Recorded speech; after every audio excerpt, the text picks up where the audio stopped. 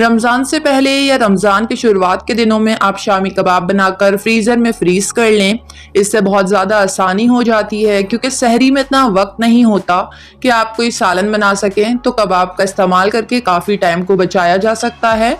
पूरे रमज़ान के दिनों में जितना भी बेसन आपको इस्तेमाल करना हो, पहले से बेसन को छान कर रख लें, ताकि रोज़ाना के इस्तेमाल के वक्त आपको बेसन छानना ना पड़े।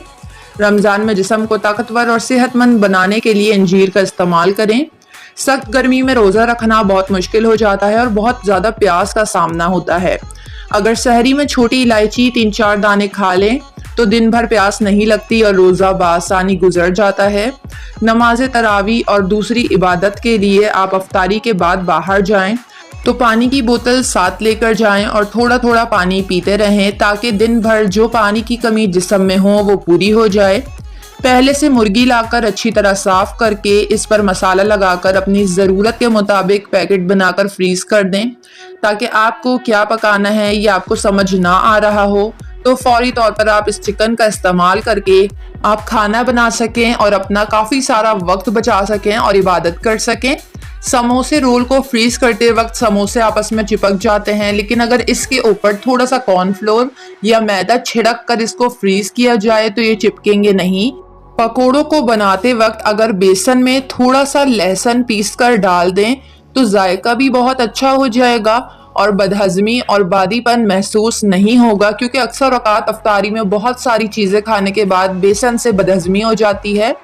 फ्रूट चाट मज़ेदार बनाने के लिए अगर कभी ऐसा हो कि फ्रूट चाट में डालने के लिए घर में रसीला फ्रूट ना हो तो किसी भी फ्रूट का थोड़ा सा जूस डाल दें। आप डब्बे का जूस भी इस्तेमाल कर सकती हैं। इस तरह फ्रूट चाट फ्रेश भी रहेगा और थोड़ा सा लीमू निचोड़ दें। फ्रूट चाट बहुत ही मज़ेदार तैयार होगा। अफ्तार में खजूर का इस्तेमाल हर किसी के यहाँ होता है। खजूर को दरमियान से काट कर इसकी गुठलियाँ निकाल लें और इसकी जगह एक बादाम रख दें या गुठली निकाल कर क्रीम भर दें। ये खजूर बच्चे बहुत शौक से खाएंगे। चॉपर और ब्लेंडर में थोड़ा सा नमक डालकर 2 से 3 मिनट चला दें। चॉपर और ब्लेंडर की ब्लेड बहुत तेज हो जाएगी। अफ्तारी में तली हुई अशिया तलते वक्त अक्सर तेल के ऊपर झाग सा आ जाता है, इसके लिए तेल में चुटकी भर हल्दी डाल दें, झाग नहीं आएगा। रमज़ान से कुछ दिनों पहले ही आप बहुत सारा लहसुन अदरक का पेस्ट बनाकर रख लें। इससे भी काफ़ी आसानी हो जाती है, क्योंकि तकरीबन हर खाने में ही लहसुन अदरक का पेस्ट डलता है। पूरे रमज़ान के लिए इस्तेमाल होने वाली प्याज को एक साथ ही ब्राउन करके क्रिस्पी करके पैकेट बनाकर फ्रीज़र में फ्रीज कर दें।